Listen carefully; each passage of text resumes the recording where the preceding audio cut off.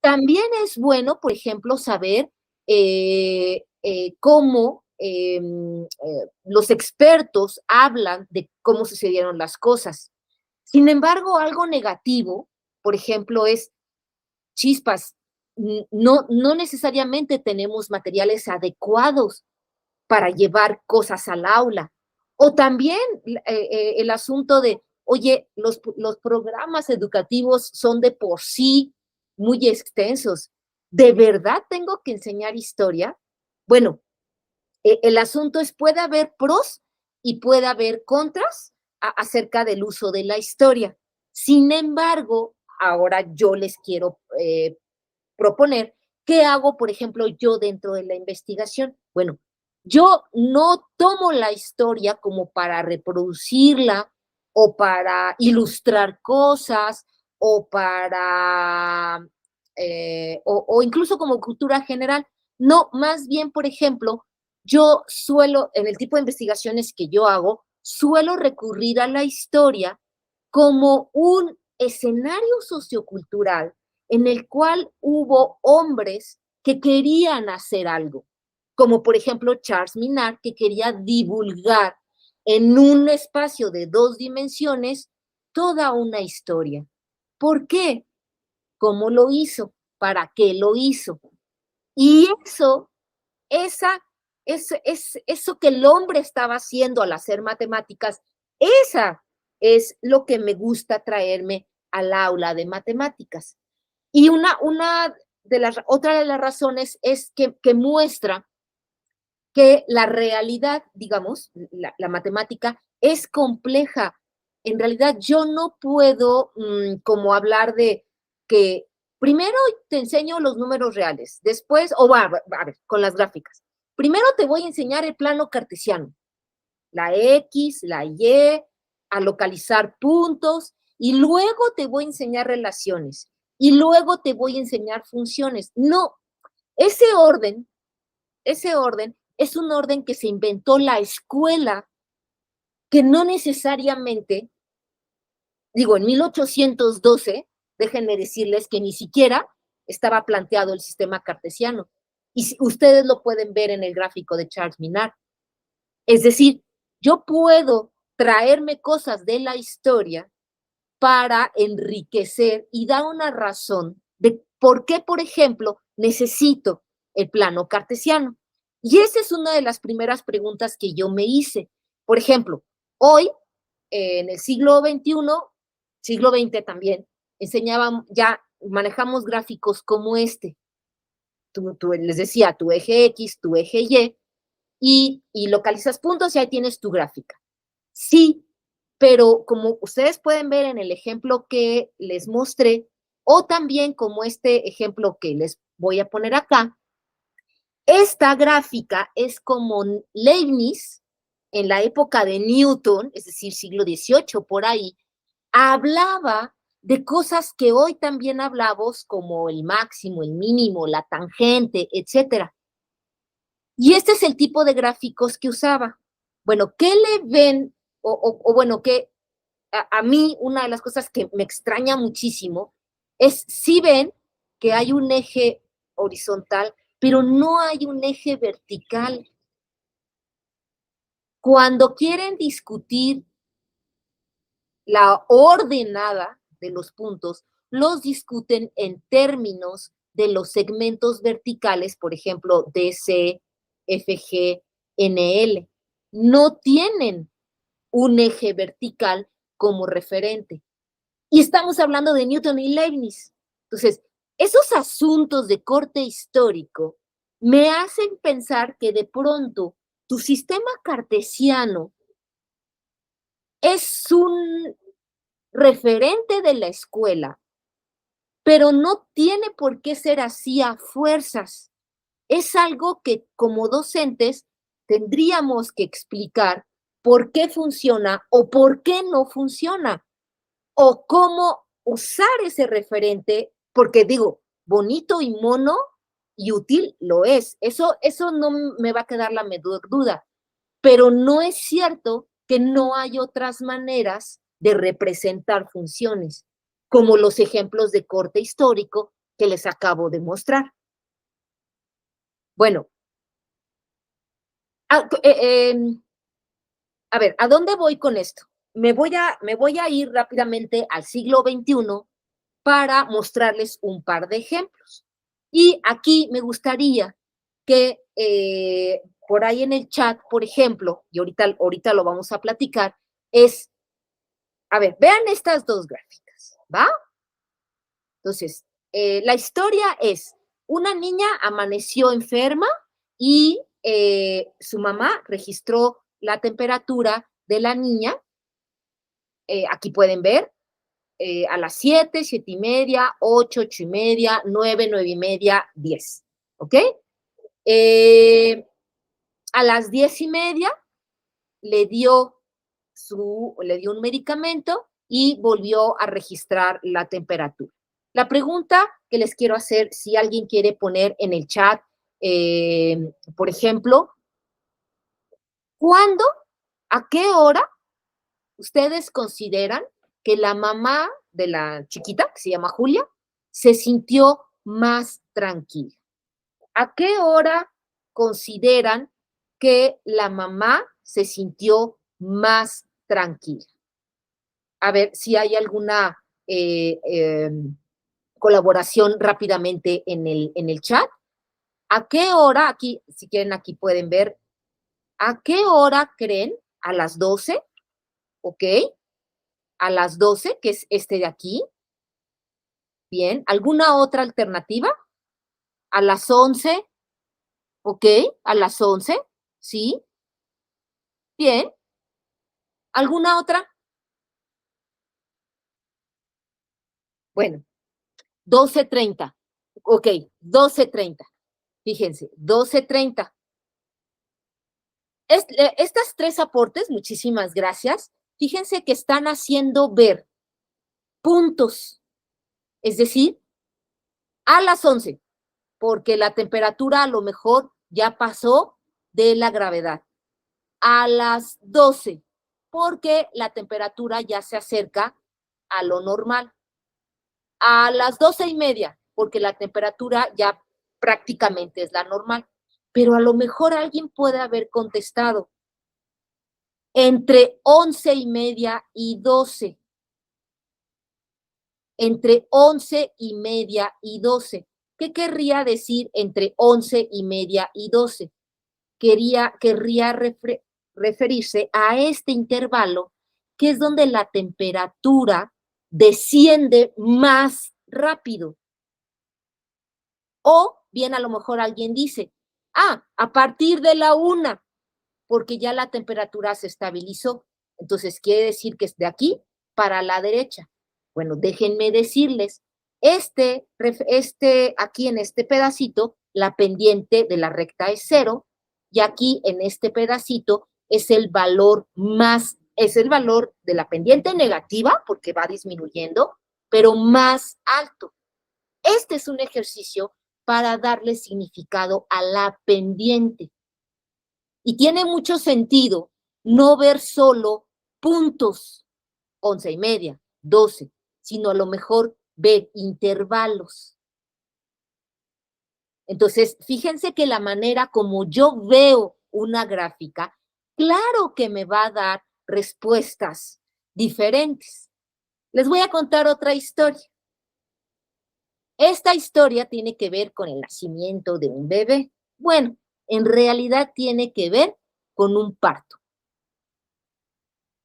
Esta gráfica, bueno, esto que ven aquí es un partograma, ¿ok? Aquí en el eje horizontal están las horas y en el eje vertical está la dilatación del cérvix para que pueda nacer el bebé, ¿ok? Cuando se grafica, esta curva se llama la curva de Friedman. ¿Cómo va dilatándose?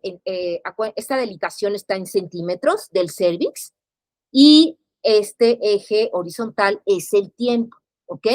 Entonces, cuando se va graficando cómo se va dilatando el cérvix a lo largo del tiempo, la curva queda como esta que ven ustedes aquí. Pero esta curva me puede contar un montón de historias. Por ejemplo, seguramente ustedes me podrán decir, aquí en estas dos comparaciones, en estas dos comparaciones que están aquí, ¿cuál es la gráfica de una primeriza o cuál es la gráfica de una multípara? Y el comportamiento de la curva va a ser su argumento. A lo mejor pueden decirme, pues es que la que tiene la fase esta latente que se lleva más tiempo porque el cervix va dilatando despacito, despacito, despacito, es esta de acá, es la de una multípara. Y esta es la de una, esta de acá es la primeriza, porque va dilatando mucho más despacio que una multípara. Pero también me pueden contar otras cosas. Por ejemplo, me pueden decir en qué parte de esta gráfica es donde la parturienta está en el grito de dolor. Ya me lo contarán, pero también podemos hablar de que si ven que acá arriba, esta gráfica como que tiene una recta imaginaria donde la curva ya no sube más, como que se estabiliza, más o menos por acá, y ya lo que ocurre aquí va a ser como estable. Esta recta imaginaria horizontal se llama asíntota. Y ustedes me pueden decir perfectamente, sepan o no matemáticas, sean grandes matemáticos o no, ¿por qué la gráfica de un partograma no puede crecer indefinidamente? ¿Por qué tiene que estabilizarse en esa recta? Bueno, ahí se los dejo. ¿Por qué? Entonces, fíjense cómo las gráficas me pueden contar una historia. Claro, yo puedo hablar de la matemática que hay detrás, si quiero. Si estoy a un nivel preparatoria o a un nivel universitario, claro que puedo reconocer que una función como esta me va a dar la gráfica que les acabo de mostrar.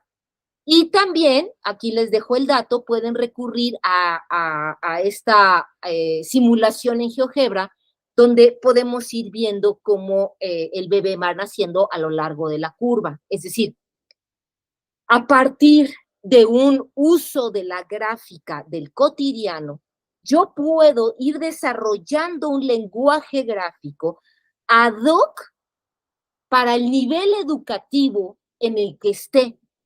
Quiero hablar de crecimiento, quiero hablar de máximos, de mínimos, quiero hablar de máxima velocidad, mínima velocidad, quiero hablar de expresiones analíticas.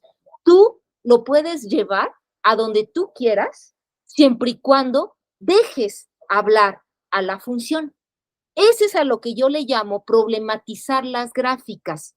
Dejar que, por ejemplo, desde la historia o desde el cotidiano, puedas tú generar una relación dialéctica con diferentes prácticas como la graficación, como la predicción, como la estimación, que permita ir desarrollando herramientas significativas para el ser humano. Es decir, por ejemplo, en el caso de las gráficas, no necesitas conocer la expresión analítica, por ejemplo, de la gráfica del partograma, o no necesitas conocer todas las variables que están, por ejemplo, en el diagrama de Napoleón, para sí poder entender ciertas relaciones que hay ahí y dejar, dependiendo del nivel educativo, que esto se desarrolle para que entonces, dependiendo del contexto en el que estés, dependiendo de a quién le estás dando clases, dependiendo de para qué le estás dando clases, puedas reconocer todo un conjunto de estrategias que le den sentido. a esa matemática con la que vas a estar jugando. Bueno, trabajando, ¿vale? Entonces, digamos, teóricamente esto me dice que yo cuando, por ejemplo, trate con las gráficas, favorezcas el desarrollo de prácticas como la predicción, como la visualización, como la visualización, predicción, graficación, de acuerdo a un contexto en el cual la gráfica está siendo usada, dependiendo de quién es el usuario con el que estás trabajando. Esto es un marco de referencia, en particular bajo un marco teórico que se llama la socioepistemología. Pero lo que yo aquí quería enfatizarles es que quita como el único fin lograr el objeto matemático llamado gráfica para más bien favorecer prácticas y usos en donde tú puedas reconocer escenarios como la historia o el cotidiano para darle significado a esa matemática que estás usando. Eso va a hacer que entonces las esferas del saber, por ejemplo, el saber científico, ¿sí? Pero también el saber popular o el saber técnico puedan entrar en la escuela. Y tú reconozcas en tu alumno que hay un sujeto que está aprendiendo, pero también que va a trabajar, pero que también pertenece a un cotidiano, que tiene que entender ese cotidiano. Esto se inserta, me parece, súper bien en lo que la nueva escuela mexicana le llama interdisciplinariedad. Nos piden ahora favorecer un pensamiento matemático que esté relacionado con la estadística, con la política, con la tecnología, con la economía, con la cultura, con el mundo físico, etcétera, etcétera, etcétera. Pues la pregunta es, ¿cuál es el rol de esa matemática de verdad para hablar con esa interdisciplinariedad? ¿De qué matemática estamos hablando? Por ejemplo, hablando de las gráficas. ¿Qué tienes que enseñarle a tus estudiantes alrededor de las gráficas para que un conocimiento gráfico se integre de manera significativa, y por eso hablo de significados, en algo que necesitamos favorecer en la escuela? Y que tenemos un modelo educativo que nos lo pide y que de pronto no sabemos cómo de dónde jalar ideas. Bueno, ahorita les mostré rápidamente dos ideas, una de la historia, una del cotidiano, de donde podemos jalar ideas para lograr el desarrollo de un pensamiento matemático significativo. Y para terminar, déjenme presentarles por un ejemplo como muy directito y muy pragmático, si lo quieren ver así, para el aula de matemáticas. Bueno, si hay profesores de matemáticas, no me dejarán mentir que esto que ven aquí en pantalla es un ejemplo como muy común en la escuela. Dos rectas y hagan de cuenta, el eje horizontal se refiere a los megas consumidos en un plan de telefonía celular y en el eje vertical está el costo de ese plan. Y entonces la pregunta es, digamos, por ejemplo, ¿cuándo el plan azul me cuesta lo mismo que el plan verde? Y eso es la intersección, o sea, cuando yo consumo 400 megas, el plan, ambos planes, estoy pagando 400 pesos, ¿sí? Y entonces, por ejemplo, vienen las preguntas que me permiten ir un poquito más allá del mero hecho de encontrar la intersección y ya, sino de platicar con la gráfica. ¿Qué plan te conviene más? Bueno, ok. Esa pregunta me lleva a ir de que a lo mejor, ¿qué pasa de la intersección a la derecha? ¿Qué pasa de la intersección a la izquierda? Por ejemplo, si tengo poco dinero, pues ni modo, me tendrá que convenir el plan verde, porque si yo gasto menos menos desigualdades matemáticas de 400 megas, me va a convenir el plan verde, ¿sí? Pero van más preguntitas. ¿Qué pasa si el mero ejercicio de la escuela siempre es nada más hallar la intersección? Una pregunta extra. ¿Qué pasa si tú tienes destinados 500 pesos mensuales y quieres bajar la mayor cantidad de contenido posible? ¿Qué plan te conviene ahora? ¿Qué estoy haciendo con esa pregunta? Bueno, lo que estoy haciendo es fijando tu atención en la recta de 500, donde se intersecta con el plan verde, que es en los 600 megas, y donde se intersecta con el plan azul, que es en los 800 megas. Entonces, claro, el plan azul te deja por 500 pesos descargar más contenido. Pero, ¿qué pasa si ahora quiero que comparen con la recta morada? ¿De qué estoy hablando con la recta morada? Bueno, estoy cambiando el costo. Ahí les dejo el ejemplo. ¿Cómo? Simplemente dialogando con las gráficas, dejando verlas horizontalmente, verticalmente, puntualmente, por regiones, o como el ejemplo de Charles Minard, dejando que la gráfica te cuente toda la historia que te quiera contar. Si tú la escuchas y aprendes a dialogar con ella y permites que tu estudiante desarrolle un lenguaje gráfico para platicar con la gráfica, la matemática que le enseñes va a resultar un poco más significativa. Yo dejaría entonces aquí mi presentación y pues eso, si quieren vamos a la segunda parte de la charla y seguimos platicando. Profesora, muchas gracias por esta presentación. Hace rato que no me emocionaba las matemáticas, desde la escuela, creo. Y bueno, que tiene mucho que ver con esto que usted dice, ¿no? ¿Qué significado tiene, ¿no? El saber esto, el aprenderlo. Y yo invito igual primero a los que están por aquí conectados, que si tienen alguna pregunta la puedan escribir para poder mencionarla ahorita a la profesora. De entrada, le digo, hace rato que no escuchaba esa frase, ¿no? Que la gráfica cuenta una historia.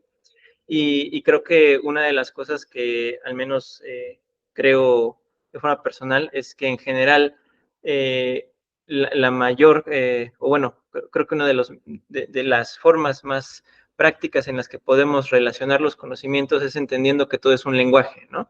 Que las matemáticas son un lenguaje, que la historia es un lenguaje y que al final sirven para lo mismo, ¿no? Para comunicarnos y para entender de dónde vienen las cosas, que bueno, ahí ya vamos a entrar en lo que es la epistemología, ¿no? Para qué sirve el conocimiento y de dónde viene y por qué. Pero justo yo le quería preguntar a usted, ¿en qué momento de su formación, porque al final también usted ya forma docentes, entendió la importancia de, de transmitir que, que, esto es importante, ¿no? O sea, ¿en qué momento le dio el clic de decir, oye, pues las matemáticas no tienen que ser como dicen que tienen que ser, ¿no? Son más complicadas que eso, no en el mal sentido, sino en el buen sentido, ¿no? O sea, podemos abordarlas de distintas formas. Fíjate que yo me empecé a hacer esas preguntas precisamente cuando empecé a estudiar la matemática en la historia. Así como las típicas preguntas que te haces de, oye, ¿a quién se le ocurrió que, no sé, por ejemplo, yo estudiaba funciones periódicas? ¿A quién se le ocurrió decir que la función es periódica? ¿Y por qué? ¿Y por qué no se le ocurrió antes? ¿Por qué se le ocurrió en ese preciso momento? O, por ejemplo, el ejemplo que te puse. A ver, hoy usamos un eje X y un eje Y. Ok, muy bien. ¿Cómo puede ser posible que Newton y Leibniz, súper grandes matemáticos que todo el mundo sabemos de quiénes son, no usaban el eje vertical? Entonces, ¿cómo hablaban? qué decían, cómo argumentaban. Y entonces, ese tipo de búsquedas en la historia me hizo darme cuenta que esa matemática que tú crees que es así, porque, pues porque, no sé, porque es así, porque el libro de texto te lo marca, porque el currículo escolar te dice, enseñe usted su eje X, su eje y localice puntos y ya con eso ya acabó. Y dices, no, no, hay muchas otras cosas que tendríamos que entender del lenguaje gráfico para que tenga sentido. Por ejemplo, preguntas o problemas resueltos a través de como esto que dejamos en pantalla. Ah, sí, la intersección de dos rectas. Ah, ok, muy bien. No, pues sí, pero no es lo único. ¿Qué pasa cuando tú lo ves en el eje X? ¿Qué pasa cuando lo ves en el eje Y? ¿Qué pasa cuando ves el punto? Y entonces dices, oye, si por tantos siglos no usaron un eje vertical, ¿por qué lo usamos hoy? Claro, te dicen un montón de cosas. Pues sí, pero a lo mejor también de pronto, esa es una razón de por qué el alumno, por ejemplo, el alumno es bien complicado que vea un punto y lo vea un punto coordenado, o sea, tiene X y tiene Y. Es bien, ¿sabes qué es bien difícil? Es bien difícil que lo vea coordenado. Entonces, no basta con que tú, profe, llegues, fíjate bien, mira, tiene una X y tiene una Y. Pues no, o sea, no basta, no basta con eso. Entonces, cómo hacerle ver? Entonces, muchos argumentos de corte histórico son los que me hicieron a mí decir, pues hay que ayudarle a ver, por ejemplo, cómo están cambiando las cosas.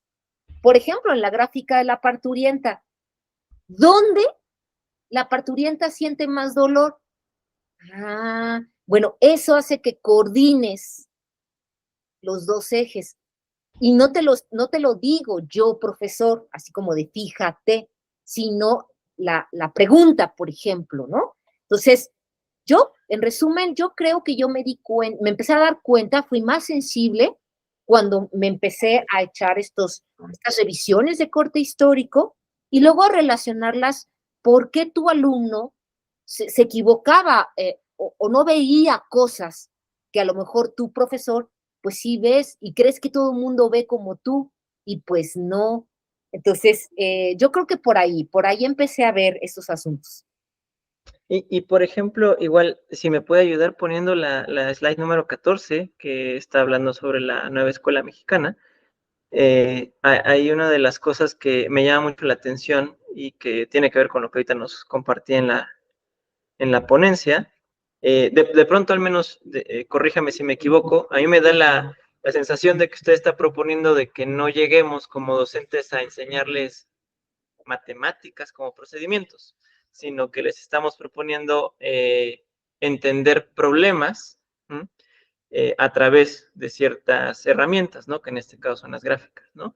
Y bueno, aquí la pregunta es, dentro de la nueva escuela mexicana, a mí, y digo, y esto no es nuevo, a mí siempre me pasó cuando era estudiante y ahora que, pues igual ya después de haber estudiado también, y haberme graduado. Y yo estudié también maestría en ciencias de la educación, justo con la curiosidad de entender por qué se enseñaba de cierta forma, ¿no? O de dónde se venía este planteamiento. A mí no me cabe todavía, y sigo todavía en la búsqueda de la respuesta, de pronto me parece muy complicado que entendamos esto, que es muy sencillo, ¿no? El entender que el conocimiento no es seccionado, sino que es, pues todo se interrelaciona, ¿no? O sea, uno no llegó, o cualquier teórico matemático dijo, voy a estudiar la gravedad. No fue así. O sea, dijo, ¿por qué pasa esto, no?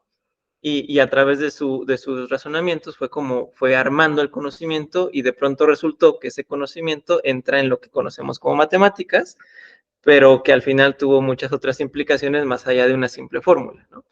Y el día de hoy, en el siglo XXI, en esta nueva propuesta que se nos presenta bueno, pues ahora vamos a tratar de enseñarlo así, realmente, ¿qué tan preparados están los docentes para adoptar este modelo, ¿no?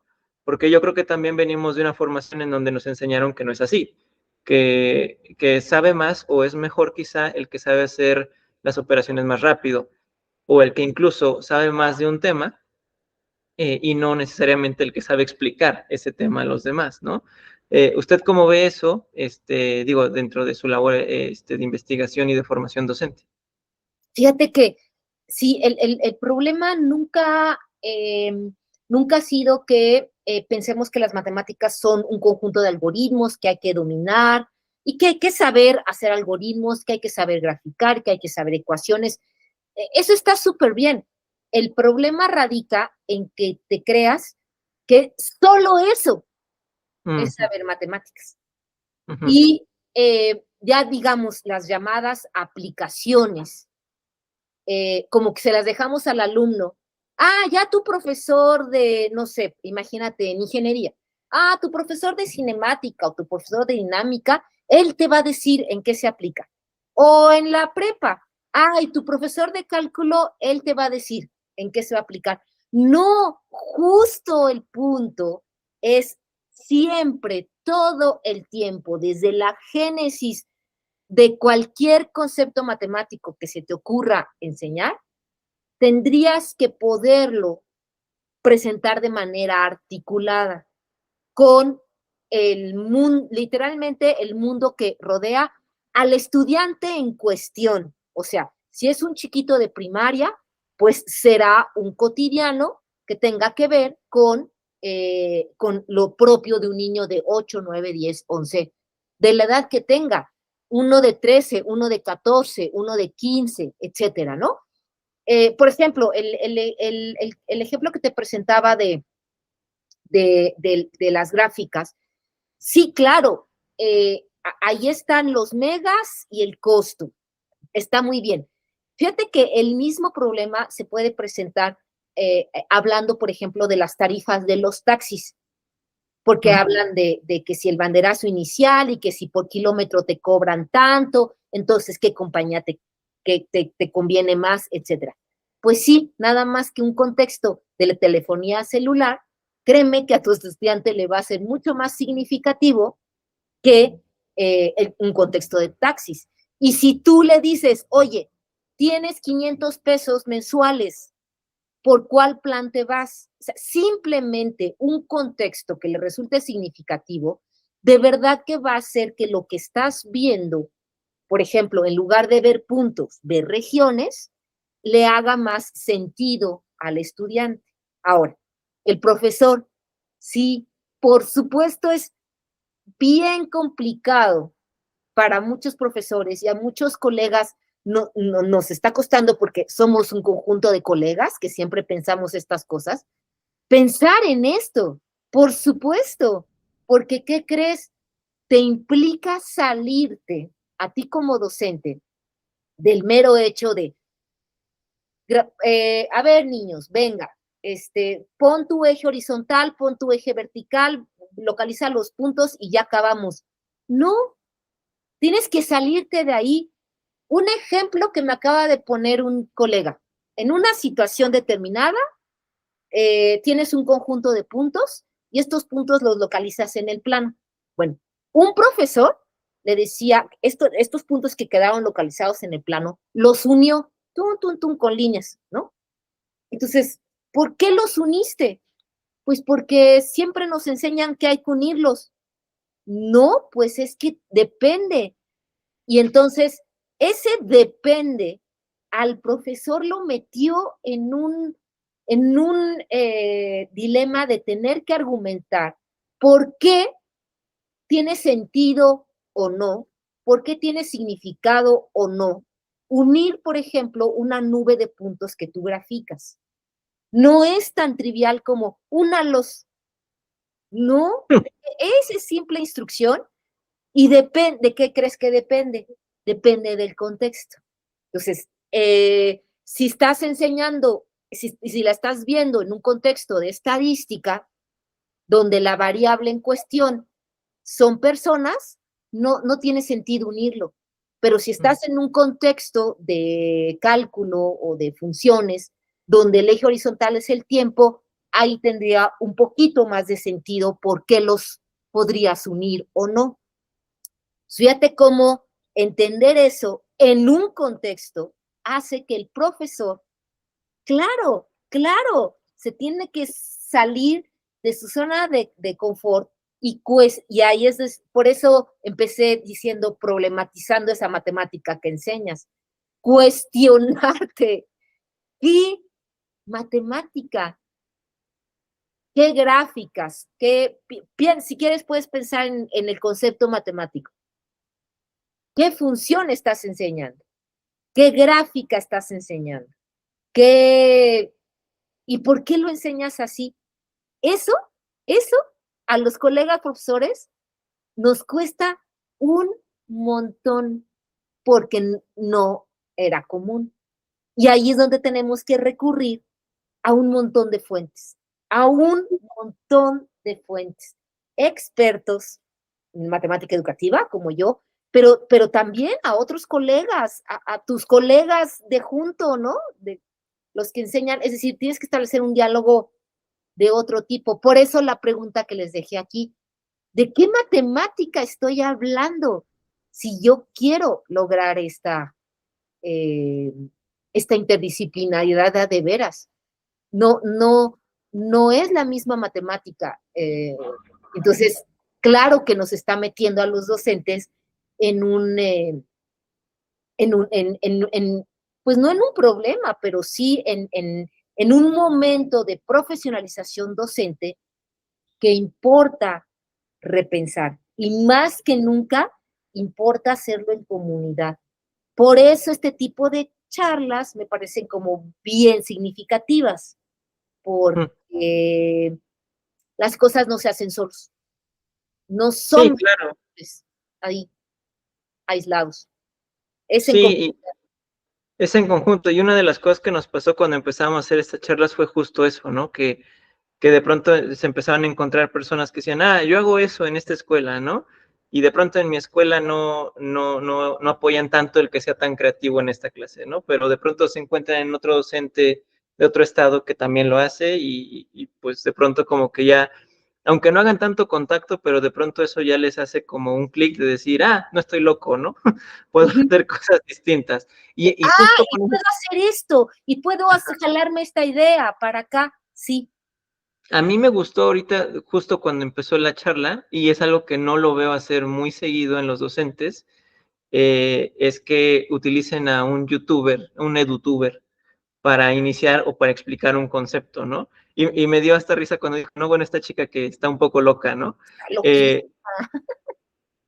Pero creo que justo es eso el tema y que hablábamos sobre el cómo estamos rompiendo como pues nuestra zona de confort, porque decía, ¿no? No nada más es quedarme con lo mío, sino preguntarle al de al lado, y de pronto uno como docente en su esfera muy formal, ¿no? Que tengo mi facultad, que tengo mi oficina, ¿cómo de pronto voy a darle un espacio en mi foro de docencia a una chica que está desde su casa con un set muy distinto al que podríamos pensar que es el de una escuela, muy colorido, que está vestida de cierta forma, que usa cierto tipo de expresiones, que se permite el error, que yo creo también es una de las cosas que como docentes no nos permitimos tanto, explicar e interesar, ¿no? Yo creo que una de las principales funciones del docente es primero generar eso, ¿no? La curiosidad en sus alumnos por algo, ¿no? Primero la curiosidad, después ya, la curiosidad es la madre de cualquier pasión, ¿no? Ujú.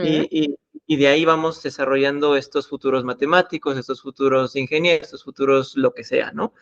Pero desde un punto de vista muy, pues sí, quizá informal, que al final va invitando a la profesionalización, ¿no?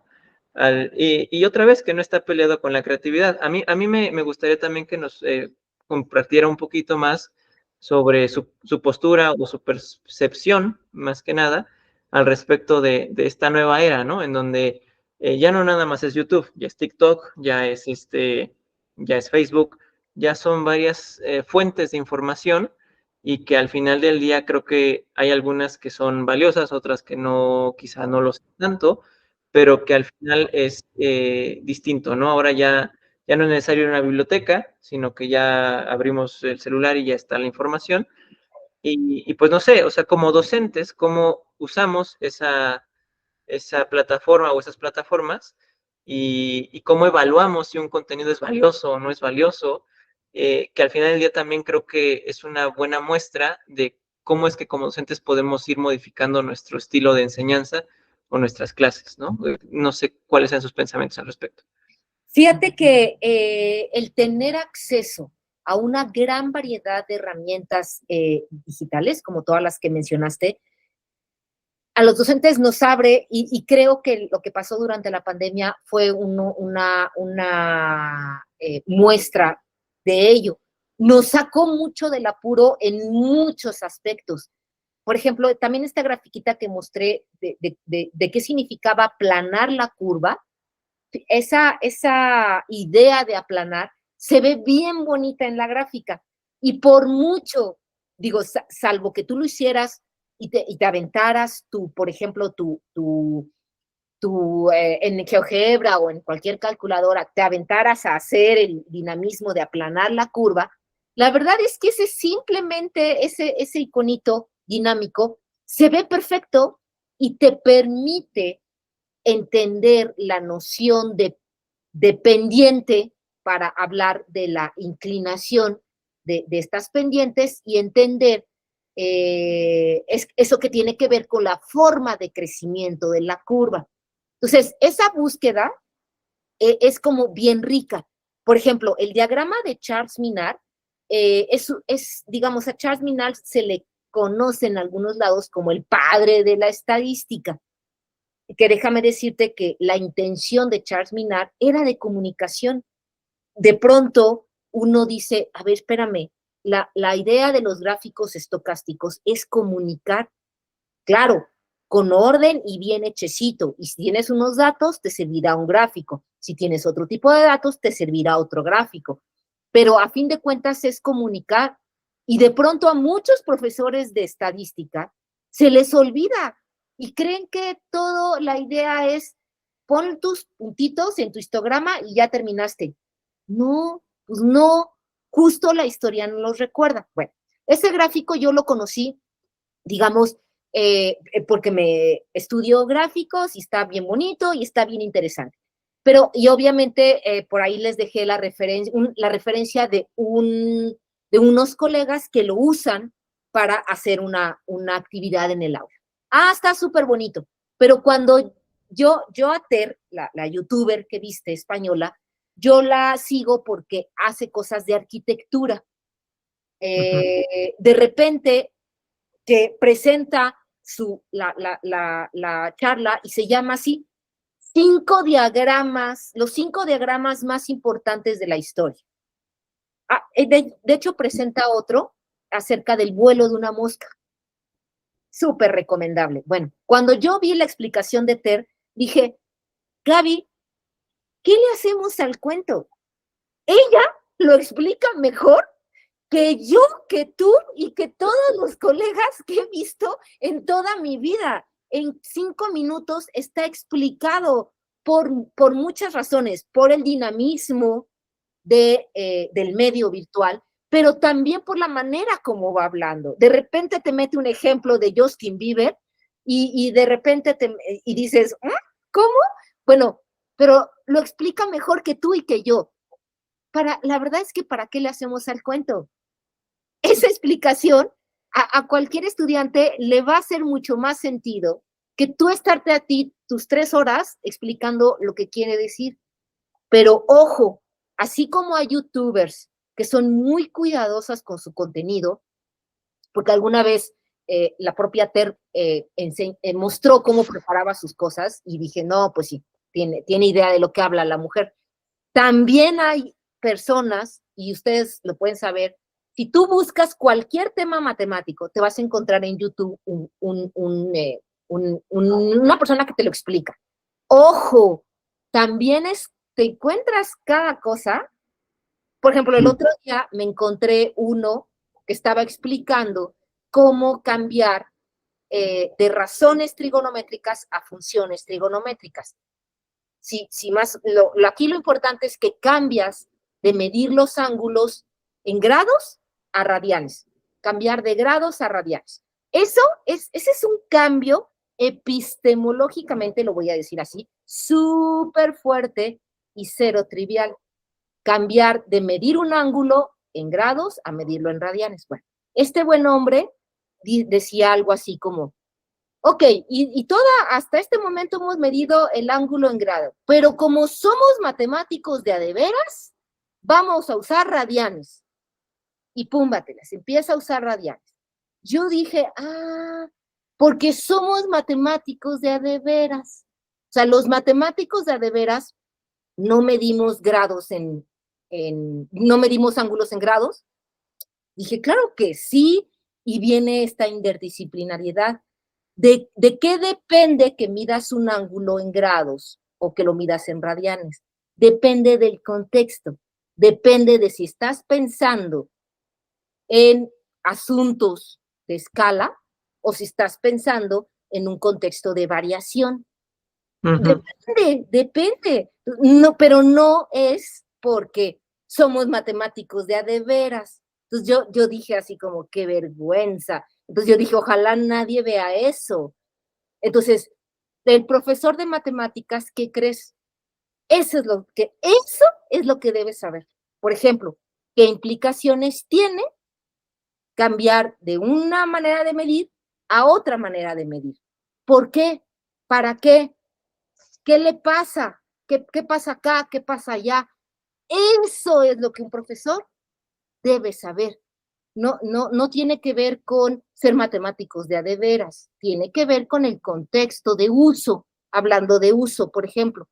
Entonces, si tu profesor sabes cuándo y por qué y para qué vas a usar un ángulo, reconocerás por qué y para qué vas a medirlo de una u otra manera. Ahí es donde nada ni nadie va a sustituir lo que el profe de matemáticas debiera saber de matemáticas. Nada ni nadie. Y todo lo demás le va a servir de herramientas, pero él tiene que ser un curador de contenido basado de verdad en ese conocimiento matemático significativo. Fíjate qué rol tan fuerte, pero es que esos somos los profesores de matemáticas. Sí, de pronto, digo, como profesores, yo creo que ustedes son los que más han cambiado en su, pues sí, en su función a lo largo del tiempo, siento yo, al menos de forma tan radical, porque digo, yo lo pienso con un ejemplo de médico, ¿no? El médico, ¿cuál es su función? Pues la función del médico siempre ha sido conservar la vida y evitar el dolor, ¿no? Y estudia medicina para solucionar ese problema de salud que tiene algún paciente, ¿no? Pero al profesor ya lo han pasado de señor amo todopoderoso del conocimiento, a formador de las siguientes generaciones, a guía, a curador de contenido, a varias cosas, ¿no? Que de pronto luego uno, o yo siento, ¿no? Que nos complicamos demasiado la vida y le complicamos demasiado la vida al profe, por una parte dándole mucha responsabilidad y por otra parte quitándole mucho prestigio, ¿no? Sí. E importancia. Digo, no digo que los profesores seamos la panacea del mundo, pero sí siento que de pronto es muy confuso el cuál es el sentido de ir a la escuela a veces, ¿no? Porque incluso creo que viene muy entrelazado cómo percibimos a un profesor a cómo percibimos a la escuela, ¿no? O la importancia de la escuela. A mí me ha pasado en mi campo profesional el ver de pronto que gente ya no quiere ir a la escuela porque siente que ahí no aprende, ¿no? O que siente también, ¿por qué voy a pagar por una información que puedo conseguir afuera, ¿no? O peor aún, ¿no? Yo lo que quiero no es saber más, yo lo que quiero es ganar más dinero, ¿no? Sí. Entonces, justo hay como que una mala comunicación de cuál es la importancia de del rol del docente y cuál es la importancia del rol de la escuela, pues justo, ¿no? Para entender que no es que sea una cosa que ya no sirva, ¿no? Sino que es algo que suma y que claro que hay muchas otras formas de aprender, pero que el profesor tiene un rol importante, ¿no? Como usted lo acaba de decir en esta parte de curador de contenido, porque sí, una cosa es la información, pero otra cosa es la calidad de esa información y más aún la ruta que podemos seguir para aprender algo, ¿no? Usted lo decía al principio, ¿no? No necesariamente tienes que aprender el plano cartesiano, eso lo Ujú, vamos a pues sí, entender, pero justo, ¿no? La escuela, como sistema educativo, quizá te lo está diciendo, ¿no? ujú, Y incluso al profesor se lo dicen, así de, tú tienes que ver estos temas, ¿no? Aunque hay un discurso atrás que dice, la prioridad no es el tema, sino la habilidad del alumno para comprender ciertas cosas, ¿no? ujú. Pero justo esos caminos no son tan flexibles por la estructura escolar, pero ahí es donde yo siento que el profesor cobra relevancia, porque, y creo que esto se lo leí a Ken Robinson, la escuela es un sistema orgánico, o sea, va Ujú. evolucionando conforme van evolucionando las personas, y justo dado que el docente es el que va formando a estas personas, puede ir cambiando esas rutas e ir enriqueciendo la experiencia de los alumnos y de esta forma, pues, mejorar el sistema educativo, ¿no? Aquí una de las cosas que me gustaría preguntarle en ese sentido es, ¿cómo ve el futuro, pues, de la educación? No nos vayamos tan lejos, porque es bien difícil imaginar cómo sería la educación en 10 años, pero de aquí a 3 años, ¿no? O sea, ¿qué piensa que deberíamos seguir haciendo y qué piensa que deberíamos dejar de hacer?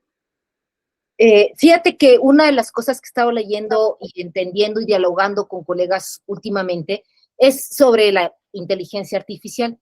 Y una de las cosas que dicen es que, por ejemplo, gracias a la inteligencia artificial, los alumnos todos pueden tener un tutor personalizado que los guíe de manera muy personalizada para tus necesidades, para tus habilidades, para desarrollar tus habilidades, para ayudarte en lo que te atores, etc. Es un poco gracias a la inteligencia artificial. Hoy puede ser una realidad. Y nuevamente la pregunta es, ¿y entonces el docente qué? Bueno, yo sí, por ejemplo, cuando veo el modelo de la nueva escuela mexicana, sí pienso, es que necesariamente el rol del docente, por ejemplo, de matemáticas, no tiene, todos los profesores de matemáticas tenemos que creernos que ya no somos de verdad solo transmisores de conocimiento, ni somos como por ejemplo tutores, que eso ya lo puede hacer la inteligencia artificial. Somos más que eso. Por ejemplo, estos clavados a la historia, preguntándote cosas concretamente, eso solamente tú los puedes hacer. Unos clavados a lo interdisciplinario. Oye, ¿cómo puedo dialogar con tal fulanito físico, químico, biólogo, para jalarme para el tema que estoy? Eso, como ser humano, ese juicio crítico, eso es lo que tú sí docente puedes hacer. Entonces, yo sí creo que el rol del docente, cambia, nos avientan a que cambie, pero la verdad es que siempre he creído que depende individualmente de lo que tú creas que son, por ejemplo, las matemáticas. Si tú crees que es un conjunto de algoritmos que solo te tienes que aprender, no, yo creo que ya es momento de que empieces a conocer más cosas para que reconozcas tu propio rol, tu, propio, tu propia postura epistemológica en esta serie de cambios. Vas a ser insustituible como profe de matemáticas, eso créemelo, pero comienza por creer que tu rol es diferente. Entonces, creo hoy más que nunca que la profesionalización docente, sí disciplinar, sí como didácticas específicas, pero siempre en comunidad, es algo que sí o sí importa cada vez más. Desde una profesionalización docente en posgrados y demás, hasta la generación y el crecimiento de redes académicas. Eso en el corto plazo es insustituible, no va a haber de otra manera, si quieres de verdad como entender cuál es tu rol como docente. Y esas son las cosas que ninguna máquina puede hacer. Eso es lo que tú haces como un ser humano preocupado por estas cosas de docencia. O sea, en el corto plazo, creo que esta idea de profesionalización docente enmarcada en las didácticas específicas, pero en comunidad, es insoslayable. Y prueba de eso es esto. Y aprovechemos pues, los medios virtuales que, por ejemplo, nos hace que no tengamos que estarlos trasladando. Si nos podemos trasladar y dialogar presencial, qué bien. Y si no, hay alternativas y también hay que aprovecharlas. Claro, claro. Híjoles, ahí ya tocando la parte de inteligencia artificial que usted decía, ¿no? Yo me acuerdo que en su momento también fue todo un rollo, porque ya justo era como de, es que ya se metió tal programa para resolver un problema, es que ya copió tal texto y así, ¿no? Pero creo que tiene mucho que ver justo lo que acaba de decir, ¿no? O sea, porque seguimos viendo la matemática como únicamente resolución de problemas o de procesos, ¿no? Uh-huh. Pero bueno, quisiera, digo, ya sé que nos queda poco tiempo, pero preguntarle, usted como formadora de docentes, no sé si tenga alguna estrategia o algo que les diga o qué ejercicios hace dentro de sus clases para justo cambiarles el chip a los docentes y decirles, bueno, pues la importancia que tienen, ¿no? Y la relevancia que van a tener en la formación de otras personas. Pues fíjate que el tipo de cosas que yo trabajo mucho con los docentes es como la gráfica última que les mostré. Ok, Uh-huh. vamos a resolverla. Bueno, ¿y si le pones acá? ¿Y si ahora le preguntas acá? ¿Y si ahora le preguntas acá? Un poco en el entendido, o sea, ¿a qué voy? A que, por ejemplo, como docente, sepas dialogar con la gráfica. Por ejemplo, ¿qué querría decir eso? Que puedas leerla de manera horizontal, vertical, puntual, global, por intervalos, va, pero que también puedas argumentar con ella, que también puedas, por ejemplo, predecir con ella. Uh-huh, Ese uh-huh. tipo de actividades en las que con el trabajo cotidiano del aula meto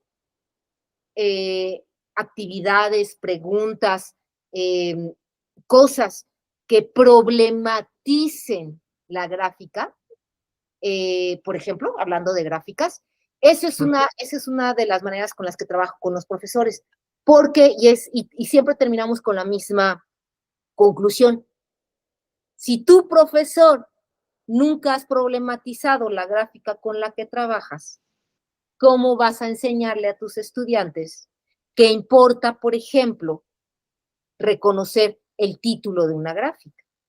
Por ejemplo, en la gráfica de Charles Minard, cuando, o sea, de repente yo te digo, ¿qué ves aquí? Pues me empiezas a decir, pues que una línea gruesa, una delgada. Entonces de repente es como muy fácil. Oye, esa gráfica tiene un título. ¿Ya viste su título? ¡Uy, sí, cierto! Bueno, pues lo mismito le pasa a tu alumno.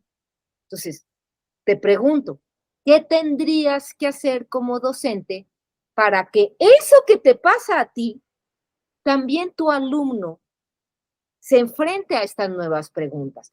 ¿Qué le preguntamos? ¿Qué hacemos? Bueno, exactamente esa es la manera como yo trabajo mucho con los docentes. Es decir, cuando yo trabajo con los docentes de matemáticas, no les enseño más matemáticas. Yo ya no soy profesora de matemáticas en sí. Yo lo que hago es ayudarte a cuestionarte aquella matemática que a lo mejor tienes 5, 10, 15, 20 años enseñando lo mismo y nunca te habías dado chance de preguntarle cosas a las gráficas y de darte cuenta cómo te lo va a decir. Así es como yo trabajo con los profesores. Y sí, es como bien interesante porque entonces, por ejemplo, tiene sentido cuando les digo, hay que reconocer cuál es tu epistemología. Ah, ok, bien. A ver, ¿cuál es el papel del rol de las herramientas didácticas que tienes a la mano? Ok, muy bien. ¿Necesitamos más matemáticas? Sí, a lo mejor de pronto tendremos que repasar algunos conceptos y demás, pero más, mi labor es ayudar a problematizar esa matemática que han enseñado por mucho tiempo. O incluso los profesores que a lo mejor recién ingresan y apenas van a empezar a dar clase, incluso problematizar cómo te enseñaron a ti matemáticas, porque de pronto el único modelo que tienes para enseñar es como a ti te las enseñaron. Y pues no, o sea, de pronto es como, oye, ¿y por qué? ¿Y para qué? Y si ya vi, entonces, también es esa parte.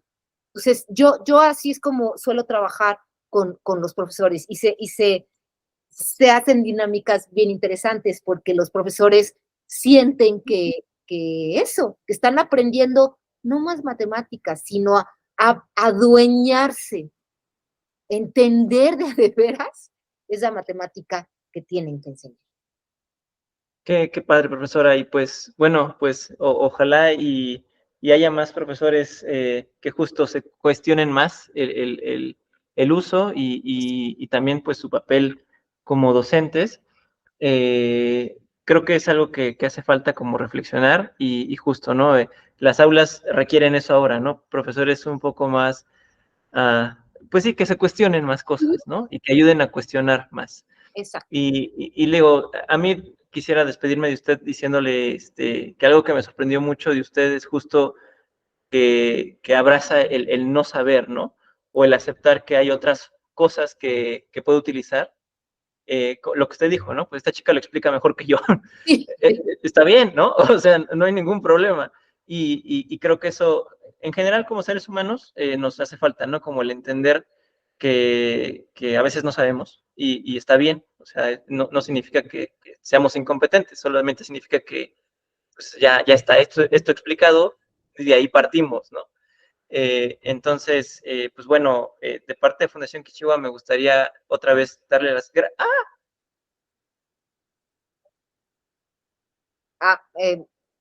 Creo que Eduardo se cayó. Sí, se cayó, se me hace.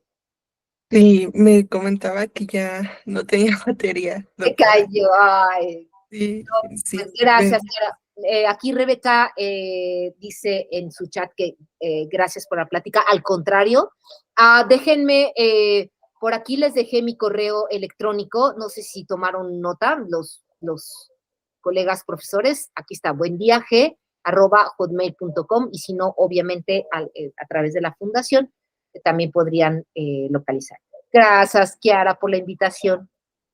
No, gracias a usted, doctora. Y bueno, les comparto también el correo de la doctora mediante chat. Y pues bueno, agradecemos nuevamente su participación. Estaremos haciendo llegar su constancia por medio del correo y pues bueno, que tengan una muy buena noche. Nuevamente muchas gracias y pues bueno, cualquier cosa seguimos en contacto. Claro que sí. Hasta pronto. Gracias. Hasta luego, buena noche.